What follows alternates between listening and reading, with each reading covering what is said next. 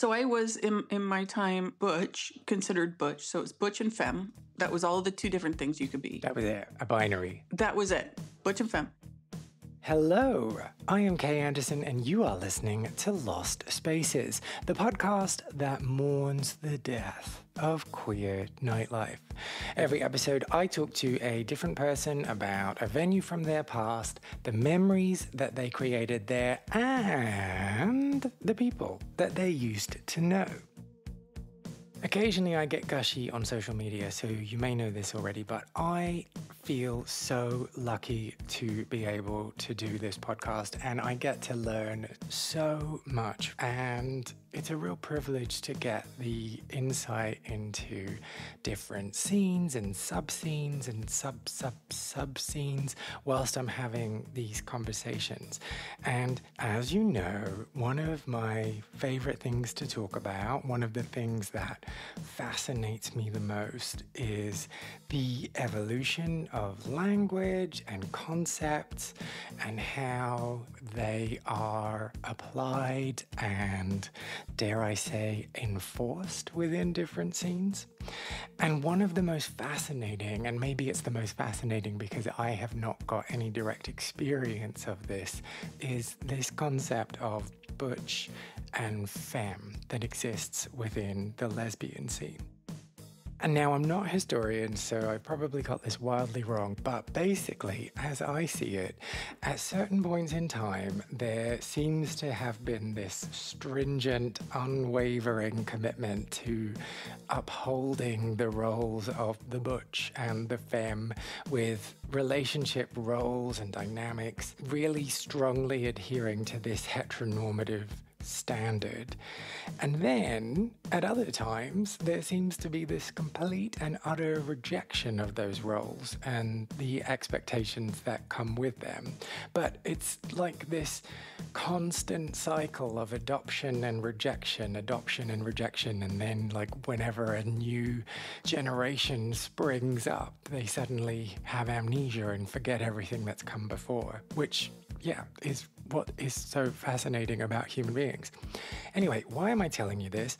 I am telling you this because this week we are headed to the small US city of Spokane and visiting their lost lesbian bar, JS Pumps. And to tell us all about it is TikToker and host of the podcast Lesbian Speaking, Lee Isaacs, who first went there when she came out in the late 80s. Want to know more about butches and femmes? Well, my friend, keep listening. Let's get into it.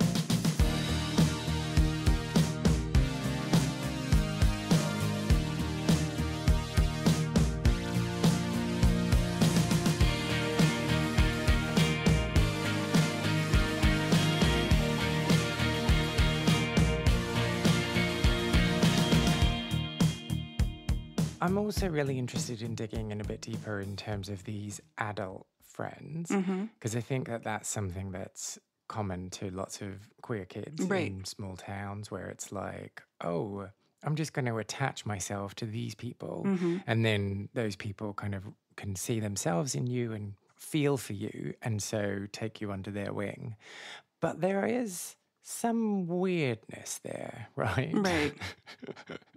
Like, I can't imagine now as an adult being like, hey, yeah, cool, 15-year-old kid, why don't you come and hang out with us? No, not at all. Not at all. And not that I'm suggesting there's anything like wrong or creepy about the relationship that you had with people, but yeah, there's a different perspective that I have on it now than I would have. Oh, yeah, for sure. You know, how things are more acceptable and there's larger communities and we have these open platforms that there's not a need for that.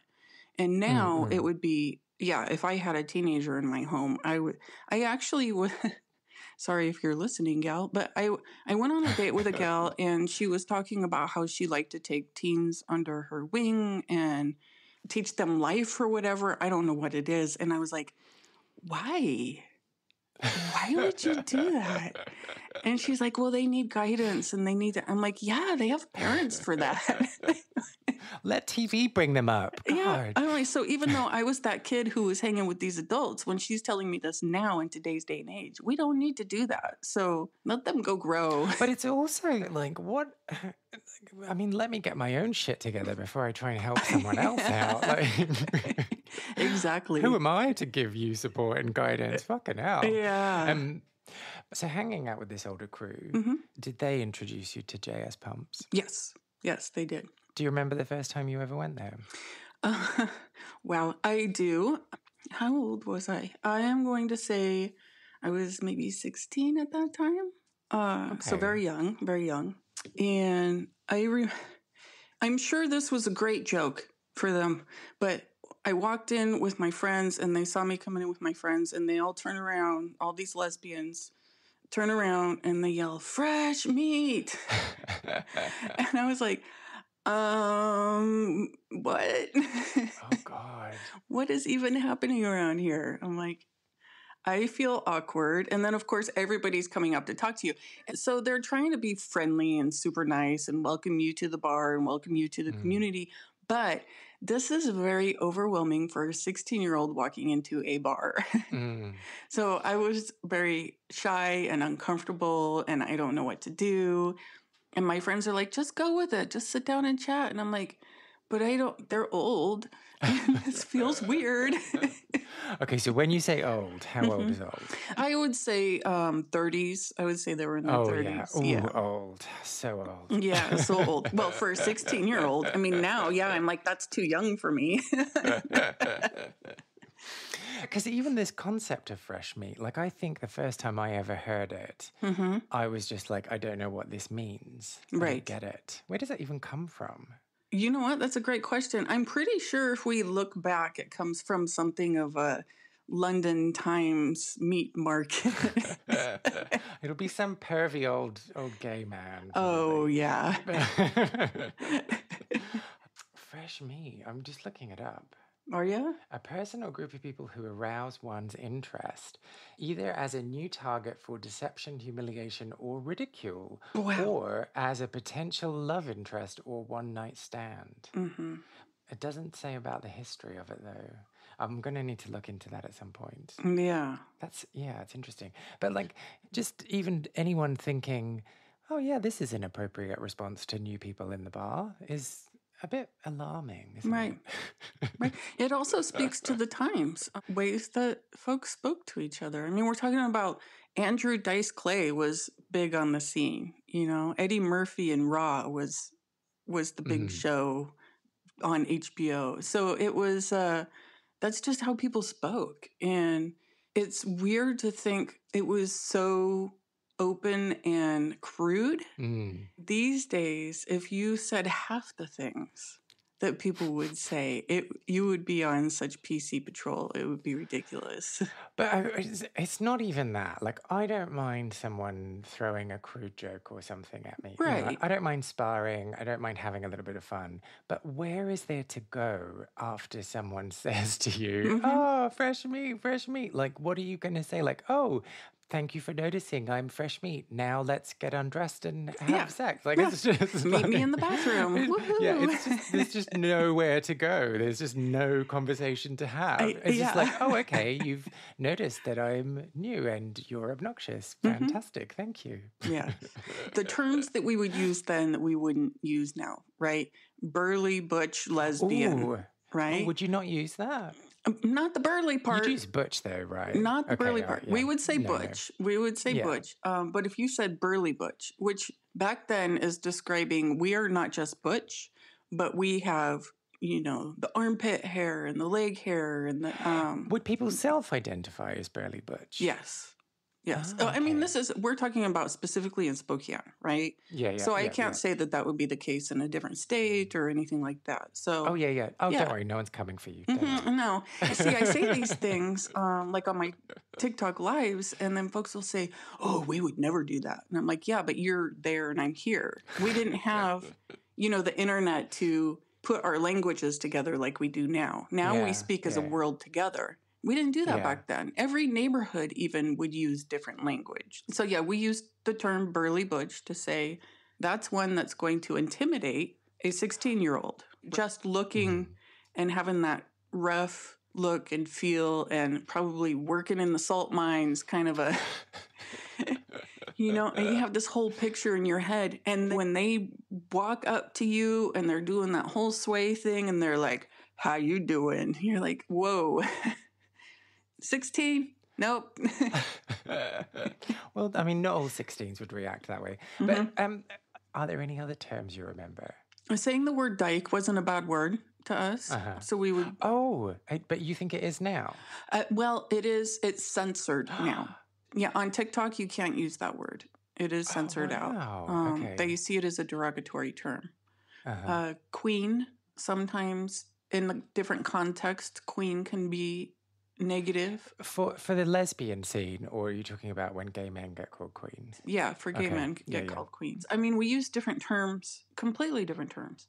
There was a show where I watched where it was a gentleman in his 40s who was dating someone in their 20s. And he took him to a dinner party with his friends in the 40s. And one of the guys said tranny. And the 20-year-old said, no, we don't do that. And he's like, wait a minute. In my time, we did. And so now you're going to come and take away a word that was very important to us, that we fought to say and we fought to own and we fought to take and make as ours. And this is where I have an agreeance to that, is I feel like there are certain terms in our community that have been blotched over, like dyke, that should not be. They should not be seen as derogatory terms because we should be proud of what we are. It's like lipstick lesbian. People don't like to hear lipstick lesbian anymore. They don't? I feel like I'm totally out of the loop. But also it could be you're there and I'm here, right? Yes, so that could be the difference. Yeah, now it's femme. They don't even like to say femme and butch. Now it's mask lesbian. Oh. And then there was boy at a time, BOI. Yeah. So But wait, is that about like a young dyke or is that about a twink? A young dyke. Is how it was here. Well, it was on dating sites as that when I started getting on dating sites. So that was probably about, 2005 maybe when that term was used. I feel like gay men have stolen that one. Sorry. A lot of people have stolen that one. Straight men have stolen it too. Straight men. God. Is there nothing they won't take? Yeah. I know when I see a straight man go, I'm a boy, and I'm like, no, you're not. Yeah, so I was in my time butch, considered butch. So it's butch and femme. That was all the two different things you could be. That was it, a binary. That was it, butch and femme. And then they said soft butch. I'm like, oh, that's me. I'm a soft butch, right? What? So is that like a diet butch? Yeah. Sugar-free butch. Yeah, easy on the butch, please. I'm driving. Yeah. Yeah, I need to pass the butch exam if the cops pull me over. Oh my gosh. Yeah, so butch to soft butch, then the boy. And now it's mask, M-A-S-C, masculine lesbian. Oh, that's really interesting. Because in like the gay male community, and especially in relation to like hookup apps and dating apps and stuff, there's a real pushback at the moment from men who describe themselves as mask because it's reinforcing toxic masculinity. Right. So really interesting that term's being adopted over here whilst being stamped out over here. See, and I don't understand that. I don't understand why we are actually grouping personality with the descriptor of the type of gay you are. I don't understand that because you are a masculine man with masculine features and you can be considered mask without having that personality of being toxic. Yeah, absolutely. But I guess that like if you dig a bit deeper, it has been used historically in the community as a way of differentiating yourself and saying that you are better than other people. Right. And maybe it's not so bad when you use it to describe yourself, but when you say, I'm only looking for mask men, then that's when it's a bit problematic. And that's probably how the conversation has evolved. Well, that's also Sexual preference. See, that's where you get between orientation to preference, right? You prefer a masculine man. Your orientation is that you're gay, but your preference is that you like masculine men. You can't help what it is that you're sexually attracted to. Yeah, and I might not be the right person to have this conversation because I hate when people are over specific in their dating profiles because I'm like, but what if you meet someone who's not that and then you like them? Right. So I'm very much just like, are you here and do you want to have sex? Yeah, let's have a chat. Right. And I don't have like preferences in terms of height or in terms of whether they like knitting or macrame or stuff. I guess the only thing I'm kind of fussy about is how far away they live. Because you're not a lesbian. Ooh, elaborate on this. What do you say? We're like, oh, you're in Egypt? Yeah, no problem. I'll be right there. Let me just check the moving vans that can take me all the way to Egypt. Yes. Yep. But so I don't feel very strongly like I hate to say this and I'm really sorry that I'm about to sound like a real wanker.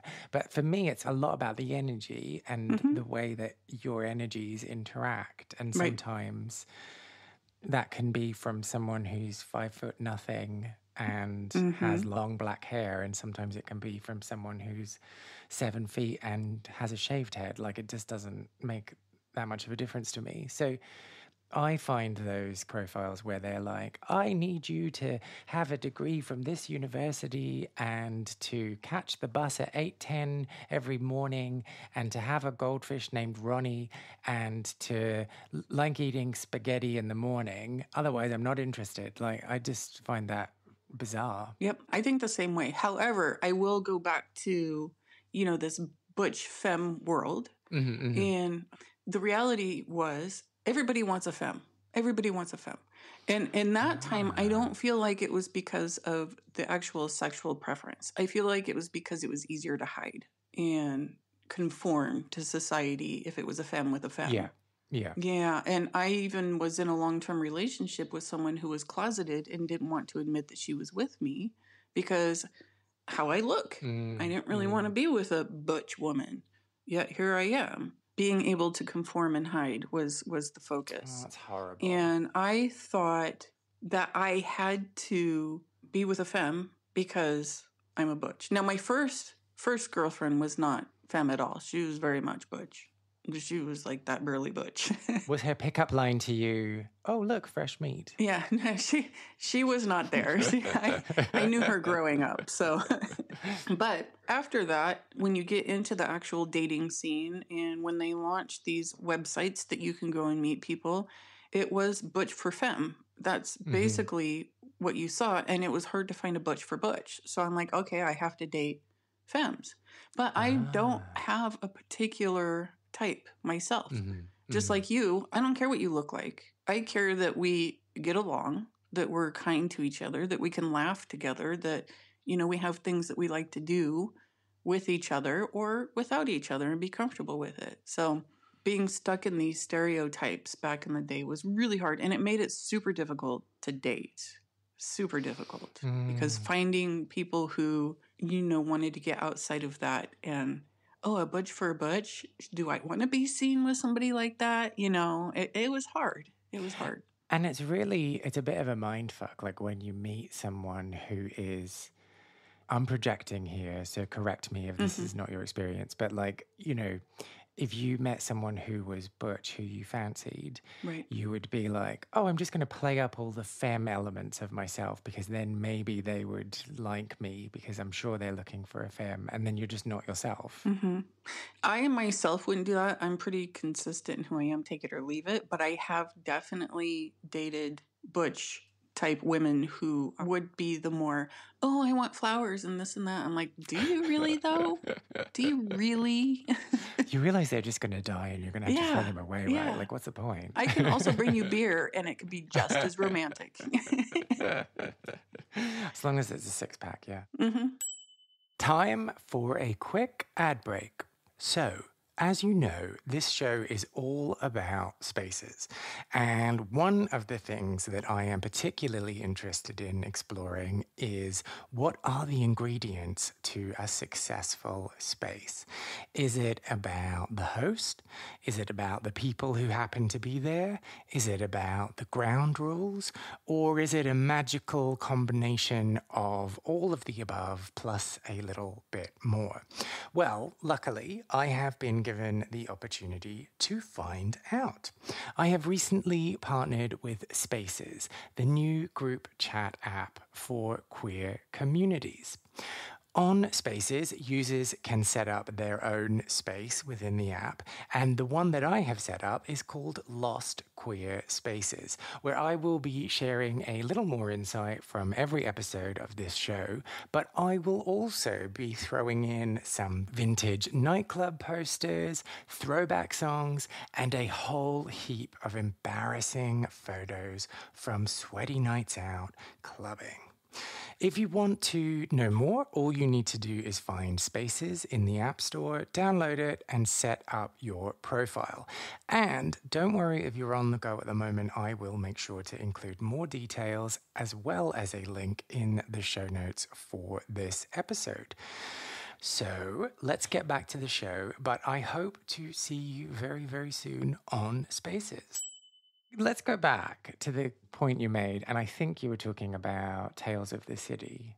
Oh, yes. On Netflix now. That is it, yeah. In terms of the ownership of words. Mm-hmm. Because I don't know how I feel. Like, in some ways I do feel, and I can understand why the older generation would be like, oh, hang on, you don't get to come along and live for 20 years and then suddenly start policing my language. Right. But at the other side of that, I can see that language evolves and we need to all have conversations that are grown up and accepting that we have to let go of some of the things that we've used to do. Right. And I think it also, for me, would depend on why the language is evolving. Right. Mm-hmm. So the language specifically where we're talking about the lesbian terms changing, the butch and the femme and the lipstick lesbian and things like that. Yes, those are evolving for a reason that we now recognize that there are so many different types. Right. Mm-hmm. But specifically, he was talking about the word tranny, and the young gentleman was stating that it was used as a derogatory term. Well, it was initially created within the gay community and was something that they had used freely and openly, and then the straight community heard the word and decided to use it in a derogatory term. So it was something that was taken away from the community that they're like, no, we're going to take it back and we're going to own it and we're not going to let you use it against us. So to me, it depends on the word and the evolution story of the word. Mm-mm. And context is an important factor in that as well. Right. And I might not know enough about this, but I thought that gay men were using it in a derogatory term against transgender people.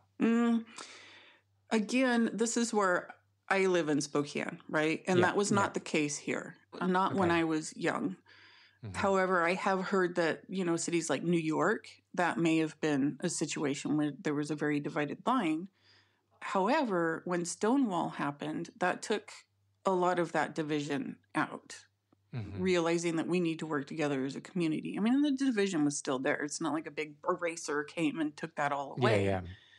But it was a time where they were recognizing that we really need to work together and band together here. So it is possible that before all of the big movements of let's create a community, let's have a rainbow flag, all of this, that could have been the case. That was before my time. Definitely before my time. Yeah, and I guess there's always times when there's division, and then when we come back together, and then we divide, and then we come back together, and then we have the same conversations over and over, and then don't end up getting anywhere. Right. And right now, they're still having the conversation about the term stud as it relates to lesbians. Really? In terms of... Stud was coined specifically for the Black community, which was not something that we had learned if you didn't live, again, in these big cities. We didn't know that. So, I was even guilty of it myself, getting on TikTok and hearing the term being used, which was used here, I want to say 15 years ago, to describe a stylish butch lesbian. Had nothing to do with race. So we were naive here that it was specifically for the Black community in these big cities. We had no idea. And these are things that you learn. Yeah, and I mean, that makes me think about the times before the internet, which, obviously is a very scary thought. But when language was being passed from community to community and just evolving in its own little ecosystem, right? Like, I've been to New York and I've brought back this word to my community who are all going to start using it, but we're going to slightly twist the meaning and start using it in a different way. Right. And sometimes that's magical, and sometimes it goes terribly, terribly wrong. Right. It's very true. It's very true. Yeah. It's great that we have the internet, and it's great that we have this global conversation about these things. At the same time, it is taking away what it is that we would do within our community that would be very different from what other communities are doing. We're becoming one big, massive community with the same guidelines and rules. Yeah, it's taking away that natural happenstance and people's creativity, because rather than just running with something and having fun with it and not thinking too much about it, you're going to go and look it up and find out more about it, understand everything about it, and then use the thing in the way that you're supposed to. Right. I'm just rabbiting on, sorry. But I do, language, I find that really fascinating. Yes. The way it evolves, but also the way that the rules change, and there is no standard process by which the rules change. You're just expected to know. Right. Yeah, and the education process has gotten unkind these days. Yeah. And that's another facet is folks feel so comfortable just leaving comments about their anger or negative feelings because they don't have a face to it. It's unfortunate that it's just come out with so much negativity as opposed to, hey, buddy, let's talk about this. Let's have an open conversation about it. Yeah, and in some ways, I can understand why people don't want to have the same conversation over and over again. Oh, and don't want to politely remind people that this isn't okay. And so I can understand why responses have accelerated to a point of, if I'm super hostile, then you'll know that this is important. But you're not going to win that person over. You're just going to silence them. Right. And then what's that achieving? It's not really achieving anything, right? Right. Okay, so let's go back to the bar. Okay, so the bar. I think we were at the point where you had been inappropriately cattle called. Yes. What happened next? So after walking in and everybody recognizes that there's this fresh meat, they come and sit you down at the bar and have a little chat. And even the bartender and the owner of the bar, I don't even remember who this was. It was so many years ago. Everybody comes out and wants to meet the new person and have a chat because it's such a small community. It's exciting to have somebody else walk in and. But so rather than organically be like, oh, hey, I saw you on the other side of the bar, everyone's like, come here and look at this. Yeah, they come flocking, which for me, I was super timid and super shy, and it was a lot for me. It was who's going to flourish under that situation? Really? No, nobody. Yeah. And this wasn't a busy bar. None of the bars were really busy except for, maybe Friday and Saturday nights. And a lot of people didn't want to go because there was a lot of jumping that would happen outside of the bar, meaning that straight folks would wait for you to walk out and then they would beat you up. So it wasn't very safe to go out. So, yeah, you wouldn't get as many people out back then. Like now, we have big dance party nights and drag nights. And, I mean, we had drag nights then, but you typically wouldn't get the same amount of a crowd. So, yeah, it's not a full bar by any means. So everybody in the bar is there talking to you. And it's very intimidating. So let's take a step back. So in anticipating and planning to go to the bar, what were your thoughts? Well, because I was 16, I just kept telling my friends, I'm not going to be able to get in. I'm not going to be able to get in. So I was having that anxiety of they're going to check my ID and I don't have anything. Like, there's no way. And they're like, no, it's cool. You're with us. It's cool. You're with us. And I was like, that just seems so weird. Why would they let me in? Why would they let me in? And yeah, they did not care. It wasn't policed as much, specifically in the gay bars, because where do you go? You know, where do you go? What do you do? So as long as we weren't rowdy and acting up, then you would be 86 for life. Like 86 for life? What does that mean? Kicked out of the bar. Oh, okay. Kicked out of the bar for life. And 86 is like the rule, the regulation. That's a good question. It's not important to this conversation, sorry. But had you been anticipating, like, oh, I might meet someone? No. No, I was not going for that. I was going just to go to a place where I felt like I was surrounded by people like me, honestly. And you were surrounded by them and prodded by them and interrogated by them. And... I honestly thought we were going to go in and sit in a corner and people watch. I thought that's what I was about to do. You were the people being watched. I was definitely the people being watched. Yes. Do you remember any of the people that were prodding you then? There's a couple of faces I remember. There was one that had hair like my color like mine.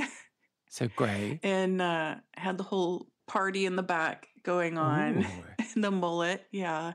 I rocked a mullet, but it was just that hard line style that was like, oh, you need to work that in a little bit. Yeah, and then there was another one that had, I remember she had these Levi's on, and she had that chain clip with her keys to it. Yes. Yeah.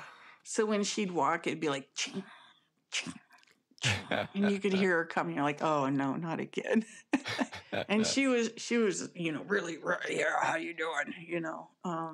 Those are a couple of them that I definitely remember. But there also, so as the night went on, there was, what really touched me was there was an elderly couple that came in. And I didn't even consider as a 16-year-old that there would be elderly lesbian couples, that was even a thing that existed. Because you just hadn't got that far in your thinking, or you just thought lesbians stopped existing at 50? No, I thought that they weren't invented until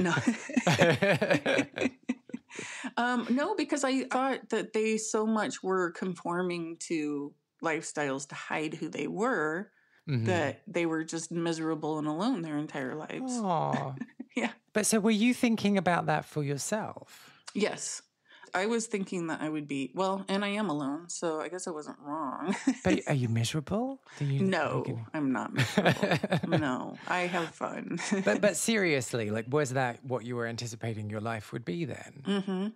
Yeah, would be hiding and being afraid to be in committed relationships, to own homes together, to any of that, I thought just wouldn't be possible. That's what society would tell you. Oh, yeah. You're a lesbian, so you can't get married, you can't buy property together, you can't, get the tax breaks, you can't, all that out the window. That's really interesting because, obviously we grew up in different countries, different experiences. I'm on the outside looking in. But I always was like, oh yeah, lesbians, they've got their shit together. They're always coupling down. They're always planning ahead. Yeah, it depends on where you were, what neighborhood. There was just in my youth so many that were diagnosed with mental health issues that I don't even know if they really had mental health issues or if their families were finding excuses for their being gay. Yeah, so it's unfortunate.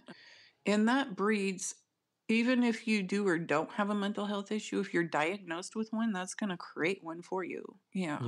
Yeah. So I didn't meet lesbians that had their stuff together and had nice homes and nice jobs and nice cars until probably my late 30s. Oh, okay. Oh, wow. Yeah. Okay. Yeah. Okay. So sorry, I cut you off. You're talking about this older couple that came in. So the elderly couple comes in and they play a song on the juke because they had a jukebox, old style, throw the coins in jukebox. And it was a nice slow song. I don't remember what song it was, but I'm sure it was probably like Patsy Cline or Katie Lang or something like that. Oh, Katie Lang, that's a good choice. Yeah. Is it too soon for Melissa Etheridge? No, Melissa was there. So I don't think it was Melissa. They played an older song than that. And then they slow danced romantically on the dance floor by themselves. And I was just sitting there like, love can happen. That can be a thing. And then they stopped dancing and they turned to you and they pointed their finger and they said, fresh meat. Yeah. There goes the romance. Thanks, guys. That would have been hilarious. And so what happened after that then? So you had your first night there. Mm-hmm. You were smuggled in by your friends? Yes. Did you then become a regular? Semi-regular. So they, I think it was the next weekend, they were like, let's go again. And I was like, oh, I don't know, man. I don't want to be like, accosted like that. And everybody coming up to me and they're like, no, they got it out of their system. It's fine. It's fine. And I went a few times. I didn't keep going because, I was underage and I shouldn't. But it did give me a sense of normalcy. So I think that's the more times when I wanted to go is when I felt like my world was getting surrounded by too many straights. And I needed to go somewhere. It was like Cheers, right? You need to go somewhere that feels like home. Yeah. So I didn't go every weekend. I don't even know that I went once a month, but I went quite a few times for sure. And it became where I would just walk in and sit at the bar and just have random conversations with people. That's when I found out that gay men really love me. Let's unpack that a bit more. Why? Yeah. I'm pretty friendly. I'm pretty easy to talk to, and I do have a boyish look to me. So, you think they thought you were a twink? Yeah, they probably thought I was a twink. Yeah. And then before too long, they were in a conversation with you, and that was it. They were just like, "Oh, wow, better keep this going for a while." Yeah. So it was a place that, like, these are my words, not your words. Correct me. That was important to you, but not the center of your world. Right. Do you remember hearing about it closing? Yes. Bars come and go in Spokane. That's just a normal thing. But to see that one bar go, like, that was the first bar that I walked into. That was the first place I saw lesbians like me. That was the first place, I felt accepted and somewhat normal. So when it tore down, that was like an absolute end of an era for me. You can't get it back. Once it's torn down, you can't get it back. But were you emotional at the time, or were you a bit like, c'est la vie? These things happen. So I'm not someone who holds a certain nostalgia to keeping things, right? I'm not that kind of a person. I did, however, think there was a time when they thought that they would kind of bring it back and revamp it. And that was exciting to anticipate having this lesbian bar back. And we'll have a place to go again, and it'll be great. So having that future taken away from me, that was where I was having the emotions. So it wasn't holding on to the nostalgia. It was what we could have back again. And it didn't happen. So. And do you know why it didn't happen? There just wasn't the business for it. You can't make a living in Spokane with lesbian-only clientele because the lesbians who are going to the bar typically are single, and lesbians don't stay single. We have U-Haul trucks all over the place. So we've got shares in that company. Oh, yeah. Total we need shares. to keep it going. Yeah. So with that, you knew that if they did open up that they would have to change their scene. They would have to change things. They try to have just straight up gay male bars, and it just doesn't work. It has to be all-inclusive to work, which now we have a couple bars that are that. They are gay-owned and community-friendly. So shall we just go full-on cheesy then for the last few questions? Sure. If you had the opportunity to go back in time and come face to face with that 16-year-old version of yourself who was being bandied into the pub by your group of friends and then being objectified by every single person in that bar, what words of advice would you give her? I've been through stuff and done stuff and had life experiences since then. I would say go with it. Have fun with it. It may seem like it's a very scary and gross experience right now, but the reality is it's fun. They're trying to create a fun environment for you, and it's all to be playful and embrace these people and be more comfortable with it, and I don't know, experience more, experience more as in okay, someone offers you a shot, don't say I'm underage, I shouldn't have that. Take the shot, have fun. Party a little bit, relax. Yeah. So I should say now we don't condone underage drinking on this show. No, we do not condone underage but Lee drinking in the past can do that whatsoever. Yes. But yeah, 1990 it wasn't a big thing. Do you have any memories of JS pumps or clubbing from your own queer scene that you want to share? Well, if you do, I would love to hear from you. Reach out to me at lostspacespodcast.com and find the section Share a Lost Space to tell me all about what it is you got up to and where. You can also find me on Facebook, Instagram, and Twitter, where my handle is LostSpacesPod, and I would love to talk to you there. Find out more about Lee by listening to her podcast, Lesbian Speaking, or following her on TikTok, where her profile is at Lesbian Speaking. If you enjoyed this episode, I would really appreciate if you subscribed, left a review on your podcast platform, or just told someone who you think might be interested in giving it a little listen too.